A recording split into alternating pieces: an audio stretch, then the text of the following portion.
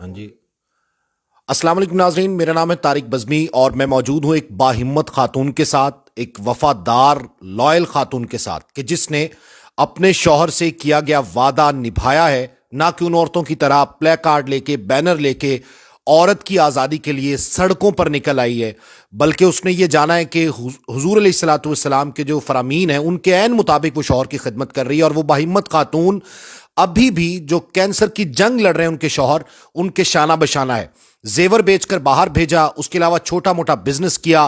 اس باہمت خاتون کی بہت سی داستانیں ہیں، یہ انہی کی زبانی سنتے ہیں کہ آخر انہوں نے کس طریقے سے شوہر کی خدمت کی اور تمام خواتین کے لیے کیا پیغام چھوڑا۔ سمینہ نے 20 سال پہلے شادی کی اور شادی کے بعد مختلف بیماریوں میں مبتلا تھے ان کے شوہر، لیکن سمینہ جو ہے وہ ڈٹی رہیں اور آج جب ان کو کینسر ہے تو ان کے ساتھ تب بھی کھڑی ہیں۔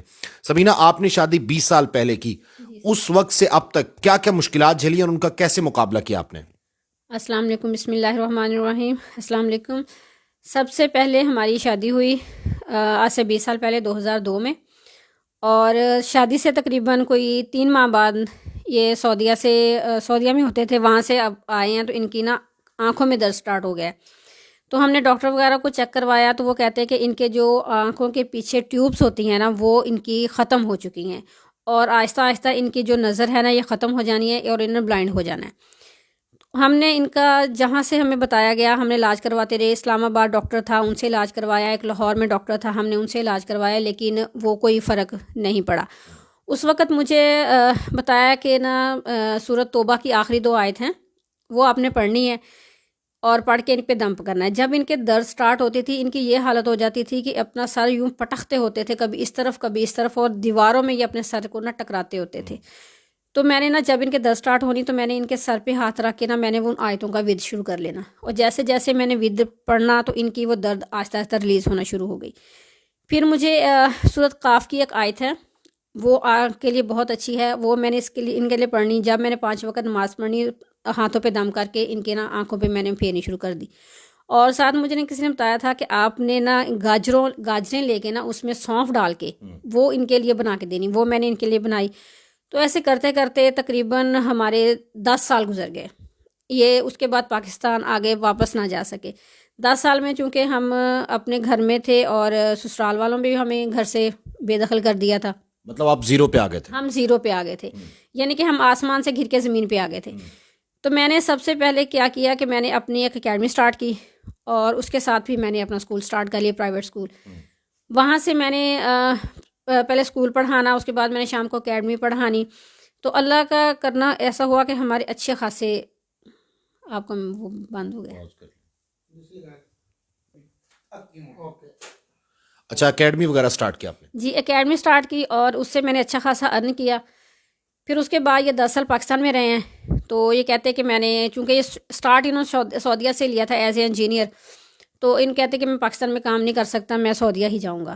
میں نے کہا چلیں ٹھیک ہے، ہم نے پیسے پکڑ پڑا کے نا رشتہ داروں سے لیے، بہن بھائیوں سے لیے، کچھ زیور بھی بیچا؟ زیور سیل کیا میں نے، تو وہ جتنا بھی میرا زیور تھا وہ میں نے سارا سیل کر کے ان کو آپ میں نے نے اپنی جمع پونجی اپنے شوہر کے مستقبل اور اپنی فیملی کے مستقبل پہ لٹا دی؟ جی ظاہر ہے، میں نے یہ کہتے تھے کہ میں پاکستان میں کام نہیں کر سکتا، ٹھیک ہے، تو میں نے ان کو نا جتنا زیور تھا وہ سارا میں نے سیل کر دیا، بہن سے میں نے پیسے لیے، اس طرح کر کے نا میں نے ان کو باہر بھیج دیا۔ وہاں جا کے بھی ان کے تقریباً 3 سال تک ان کی طبیعت خراب رہی اور اتنا نہیں ارن کر سکے، تو میں نے یہاں سے پاکستان سے ان کو پیسے بھیجنے شروع کیے۔ لیکن الحمدللہ 2015 میں ہمارا اچھا سٹارٹ ہو گیا۔ پھر ہم نے اپنا بائی گھر سیل کیا، تو پھر ہم نے یہ والا گھر لیا۔ گھر لینے کے بعد یہ ابھی ہمیں یہاں پہ شفٹ ہوئے ہی تھے کہ ان کا نا پھر جو تھا نا وہ برین کا پرابلم سٹارٹ ہو گیا۔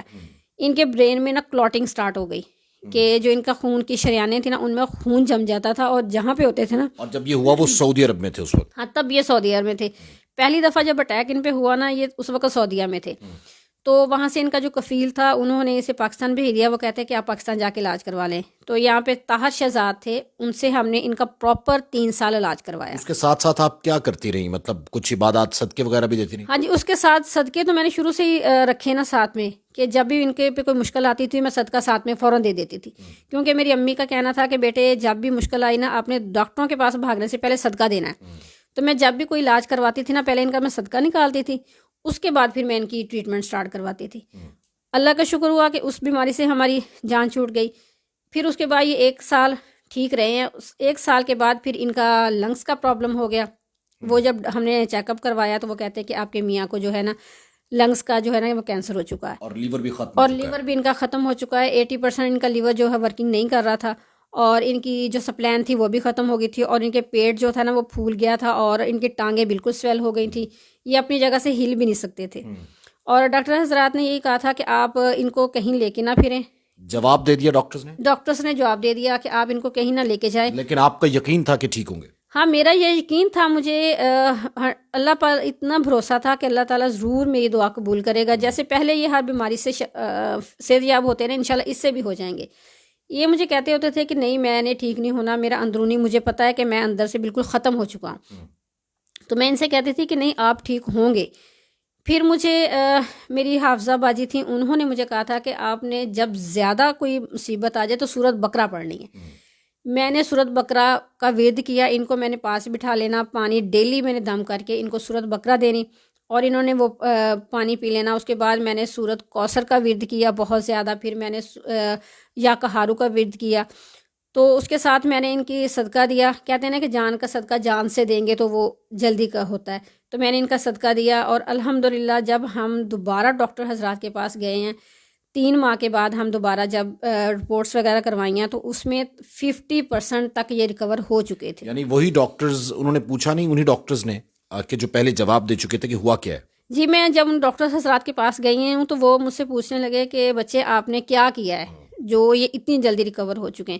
تو میں نے ان سے کہا, میں نے کہا سر یہ اللہ تعالیٰ کا ایک معجزہ ہی ہے. میں اللہ تعالیٰ سے یہی دعا کرتی تھی کہ یا اللہ مجھے ایسا معجزہ دکھا کہ یہ کہتے ہیں نا کہ میں ٹھیک نہیں ہوں گا. تو میرے یقین کو اتنا پختہ مجھے یقین تھا اللہ تعالیٰ پہ کہ اللہ تعالیٰ کہ میرے یقین کو کبھی بھی نہ خالی نہیں لٹائیں گے, کیونکہ یہ اللہ تعالیٰ جیسے ماں ایک بچے کا پیار کرتی ہے, اللہ تعالیٰ 70 ماں سے زیادہ پیار کرتا ہے. تو کبھی قدم ڈگمگایا آپ کے؟ نہیں سر, اس معاملے میں میرے قدم کبھی بھی ڈگمگاتے نہیں تھے, لیکن فائنینشلی طور پہ مجھے پرابلم ہوا, کیونکہ میں جو بھی میرے پاس سیونگ تھی, جو میرے پاس جمع پونجی تھی, وہ میں ساری ان پہ